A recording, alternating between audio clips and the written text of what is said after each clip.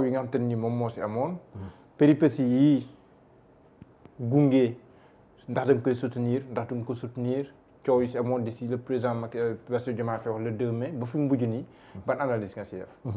waaw d'abord di rafetlu de façon générale li fi jot a xew parce que Sénégal aussi neexul ba neex mais ñu ni kese la waaw donc réew mi aussi d'ailleurs bu ñuy wax sax exception sénégalaise man su ma koy jàngat dama naan c'est vraiment à ce niveau.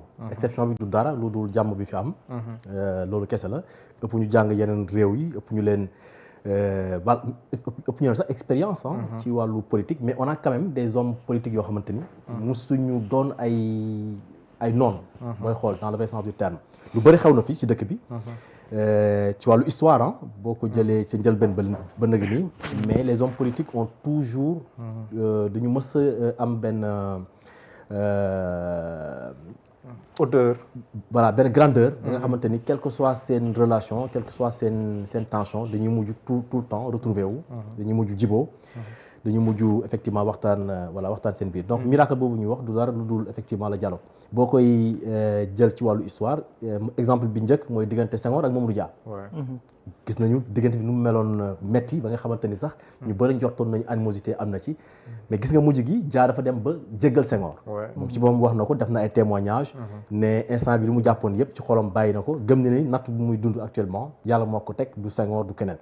donc Dia dafa mujj baal Senghor malgré li fi xewoon mais nga jël aussi Abdou Diouf digganteem ak Abdoulaye Wade ni mu meloon metti ni mu meloon xajam. Abdoulaye Wade tëj na fi Abdou Diouf tëj na fi Abdoulaye Wade à plusieurs reprises dem nañ sax ba jiñ ko fi meurtre ak yeneen mais gis nga Abdoulaye Wade bu mu jëlee pouvoir bi dafa jéggal Abdou Diouf. maanaam même ci d'un point de vue symbolique sax da fekk tout juste après le pouvoir mu jox avion bi Diouf dem représenté ko ak yooyu. nga jël également diggante Macky Sall ak Abdoulaye Wade metti woon na trop demoon na vraiment ba ñëpp jàppoon ni sax xëy na mbir bi dootul defarati. parce que voilà yu bëri xewoon na fii ak yooyu. mais gis nga jëmmi jamono bu ñu demee ba Macky Sall doxal Abdoulaye Wade presque dafa bàyyi woon lépp loo xamante ni aussi jàppoon na ko jéggal Macky Sall daanaka sax ginnaaw du ma ne dellu ànd ak moom mais bàyyi woon effectivement mujj na bàyyi justement lépp loo xamante ni jàppoon na ko contre Macky te loolu gis nañ ko fii. ci Massalikul Jinaan seen réconciliation ak yooyu donc loolu effectivement mooy exception sunu classe politique bi lii xew nii diggante Macky Sall ak Diomaye effectivement day firndeel ni cette tradition de dialogue bi nga xamante ni am nañ ko effectivement suñu réew ndax ñëpp njortoon nañu diggante Macky Sall ak président Diomaye effectivement du mës a defaru ndax li fi jotoon a xew Macky tëj na ko accusé nañ ko lu nekk ainsi de suite ci nguuram mais tey jii effectivement bàyyi na lépp donc loolu laa ciy rafetlu d'abord parce que loolu aussi mooy intérêt réew mi. donc il faut que ñu jéem a xool aussi nu ñu def ba sàmm cette cohésion sociale. bu loolu weesoo beneen aspect buñ ci mën lecture buñ ci mën a am mooy sur le plan politique dafa mel na ñoom ñaar dañuy trouver benn genre compromis. maanaam gagnant-gagnant la parce que Diomaye day jàppale effectivement mën na jàppale Macky justement à ce que mu dem ONU jël secrétariat national bi. bu ko kii bi ñu koy sax. voilà secrétariat général bi. te su boobaa aussi d'un côté je trouve que mën na arranger président Diomaye ci wàllu politique. parce que gis nañu tey jii quand même ni seen politique bi demee pratiquement Macky Sall ñëwaat. dolleeku ci opposition bi à mon avis du doon loo xamante ni dina arranger bu baax président bi donc d'un côté Diomaye mën na ko jàppale en retour Macky Sall aussi effectivement gëm naa ni mobiliser aussi ses troupes on sait jamais parce que politique aussi la nekk ndax yow li nga gis ni mbooloo bi te le président Macky Sall a tenu à ce que ñu teeroo ko nii ban lecture politique par rapport à cela parce que mënoon na ñëw rek dem s'il fait ce choix ban message lañu bëgg a lancer politiquement ban message lay lancer à ses partisans ban au président Diomaye ban sax au président Ousmane Sonko au président du parti Pastef. non c'est une démonstration de force boo gisee même le président Macky Sall il avait quand même beaucoup insisté à ce que ñu gars yi teeru ko ses partisans aussi ils ont tout fait jot ñoom aussi ñu ngi doon temps yëpp ñu ngi doon communiquer pour que mu am une forte mobilisation ñu ñëw teeru ko montrer effectivement seen popularité ak yooyu donc lii day firndeel ni Macky Sall ba léegi mi ngi am doole am na aussi kaddu ci ñi nga xamante ni moom la jiite mooy parti bi te ba ci biir réew mi sax am na zone yu bëre yoo xamante ni c'est des pratiquement c'est des zones yoo xamante ni Macky Sall moo ko moom ah bon mën nañ ci à raison yu bëre wala dëkk yu bëre yoo xamante ni tey jii jusqu'à présent malgré li mu dem li yëpp booy déglu dëgg la nag malheureusement on ne fait plus de sondage politique au Sénégal depuis 86 pour des raisons politiques sax man laa gis ni moo tax ñu supprimer ko mais loolu dafa war a ñëwaat aussi dañu war a mën a permettre journalistes yi ak sociologues yi ñu continuer di def effectivement ay enquête d'opinion pour xam sondage parce que day am ci réew yu mag yëpp day am ci démocratie yu mag yëpp gisuma lu tax ñu interdire ko Sénégal mais bu ñu doon def réellement sondage sur le terrain di nga gis ni effectivement président la boo xamante ni mi ngi wéy di am mbooloo nit ñi aussi effectivement ñu ngi koy déglu te ragal naa njort naa ni c'est vrai que discussion bi loolu génnu ci mais c'est des hommes politiques donc calcul effectivement da ci am te ragal naa ni aussi mbooloo mi c'est un message codé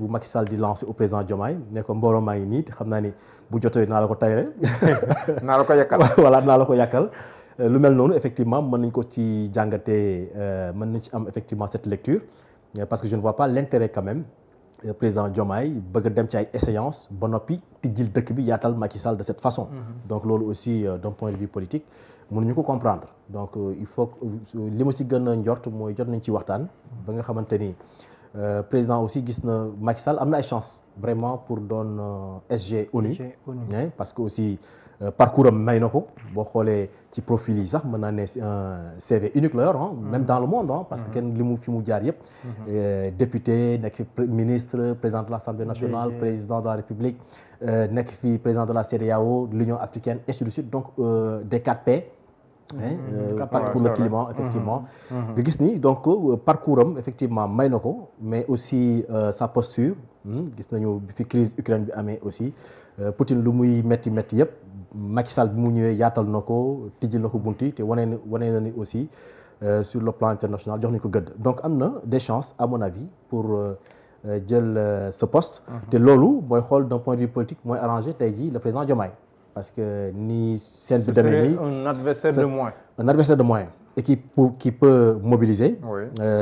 Non seulement un adversaire de moins, mais surtout en plus. Effectivement mobilisation parce que Macky a des lieutenants am na une base politique am na ñoo xamante ne ñoo koy déglu. te gëm naa ni bu joxee consigne wala bu taxawee ci wetu président Diomaye mën na ci indi lu bëri d'autant plus que aujourd'hui boo xoolee paysage politique bi nu muy doxee malheureusement heureusement c'est selon. mais benn opposant bu sérieux le président Diomaye am c'est Ousmane Sonko. voilà te gis naa ni force yi nga xamante ni tey jii ñooy opposé wu au président du PASTEF boo ci doolee aussi président Macky Sall yaakaar naa ni effectivement dana gën a jox assise président Diomaye du ma ne dana gagner mais effectivement dana gën a am espoir quand même pour mën a croiser le fer avec Sonko. mais diggante Sonko président Macky Sall aussi politiquement depuis un certain temps aussi dafa mel dañuy sentir benn accalmie seen diggante ñoom ñaar. waaw bon wala yow gisoo loolu non gisoo ma ko noonu. du ma ne vraiment accalmie peut-être aussi enjeu yi ñoo nekkatul benn. Sonko li mu bëggoon am na ko. mooy il fallait diaboliser Macky Sall. il fallait effectivement tirer sur lui. jaxase ko ak askan bi politique loolu def moom it aussi politicien la. L'objectif c'était effectivement de tout faire pour prendre le pouvoir. te loolu yaakaar naa ne jot na ko. donc maintenant on va pas tirer entre guillemets excusez-moi sur une ambulance. du ma ne Macky Sall jamono ji ambulance la. mais continuer di tirer ci Macky Sall. à mon avis amul solo trop. fu mu ne nii benn focus la war a def. mooy jublu effectivement ci ki nga xamante ni tey jii moo fi nekk. te nga xamante ni malheureusement seen diggante dem na ba finalement neexatul. ndax dëgg la au tout début il y avait une belle entente. mais tey jii donc c'est clair que à mon avis sax dafa mel ne dem nañu sur un point de non retour. te loolu aussi day wane ni aussi pour ne pas perdre son temps. le mieux mooy mu cibler le président Diomaye nga xamante ni léegi jël na kawam de façon très claire. ses lieutenants également. Je pense qu'il gagnerait beaucoup plus. Effectivement à se mobiliser dans ce sens que di attaquer président Macky Sall. mais président Macky Sall ni mu taxawee nii est-ce que tam bëggul taxawee comme genre faiseur de roi parce que xam na ne fu mu toll nii li mu wane nii signal politique la président Diomaye soxla na ko mais Sonko tamit bu soxlawul président Macky Sall su wetam bi tey soxla ko en face donc loolu est-ce que du positionner président Macky Sall ak APR si benn taxawaay boo xam ne nii dañuy incontournable si seen politique jamono ji. non posture la quand même mi ngi si posture boo xamante ni c'est une posture assez intéressante mais nag le problème mooy que ni xamaguñu et concrètement quel sera son avenir politique parce que aussi débat bi foofu la mook Sonko gëm naa ni de toute façon mënuñu ànd quand même foogu moo que ni àdduna doon dox ba mu am alliance diggante Macky Sall ak Ousmane Sonko ça je ne le pense pas mais maintenant on est en politique. Il faut jamais dire jamais mais bon loolu effectivement njortuma ko mais le fait que Macky Sall génn ci scène bi day arranger aussi les deux camps. Ce sera de toute façon un adversaire de taille en moins. kooku c'est sûr dana arranger Ousmane Sonko en tant que leader de PASTEF. dana arranger également le président Diomaye aussi parce que dana tax aussi mu gën a concentré wu d'autant plus que bu amee de très bons rapports ak Macky Sall aussi mën na ko jural dara ëllëg. Même sur le plan international d'abord sur le plan national. mën na ko jural en termes de mobilisation en termes d'adhésion. yu demee noonu Macky Sall aussi a ses hommes un peu partout dans l'administration. a ses hommes dans la classe maraboutique a ses hommes. Au niveau du paysage même sur le plan coutumier voilà les chefs yenn chefs de les autorités coutumières yooyu yëpp traditionnels yi il continue encore de garder voilà des liens très puissants avec ces gens man je suis originaire du Fouta mais donc man je peux parler en connaissance de cause donc am na zone yu bëri Macky Sall la ñuy waatee donc voilà ci village yu bëri ak ci voilà diwaan yu bëri nga gis ni kon sur le plan national mën na ko apporter effectivement lu bëri mais sur le plan international aussi mën na am benn genre ouverture également parce que n'oublions pas que politique aussi noonu lay doxee te aussi loolu ñu bëri aussi moom la ñu même booy xool ci wàllu politique Sénégal dafa mel ne président yu bëri jot nañ leen conseiller ci loolu ba ñu xam loolu aussi accepté ko nga gis ni Abdoulaye Wade bi mu ñëwee en 2000 il n'avait pas des hommes expérimentés donc moo xale yi mu doon àndal rek ñooñu la jëlaale pouvoir bi mais dafa mujj conserver effectivement les anciens barons yi fi nekkoon du parti socialiste ñooñu ñoo ko accompagné au moins pendant 2 ans ou 3 ans mais également mu am ay mu fexe aussi ba relation ak Abdou Diouf doon relation aussi bu ritax gis nañu sax ba jox na Abdou Diouf avion bi pour mu dem représenter ko ak yooyu aussi day tijji ay liens bu ma ñëw ay link sur le plan international Macky Sall aussi bu muy ñëw en 2012 il était malheureusement il ne s'entendait pas avec le président Wade. Wade sax newoon na bu demee. Macky daanaka weer lay def du fay salaire yi. ndax dëkk bi day def banqueroute. demoon na sax ba njortoon lu mel noonu. Macky aussi a eu cette intelligence bi mu ñàkkee Abdoulaye Wade dafa dem wékku sur un ancien président de la République. muy Abdou Diouf moo doon nijaayam. donc doon seet Abdou Diouf régulièrement il avait sax de très bons rapports ak Abdou Diouf par la suite. Abdou Diouf moo ko doon man dama njorto sax.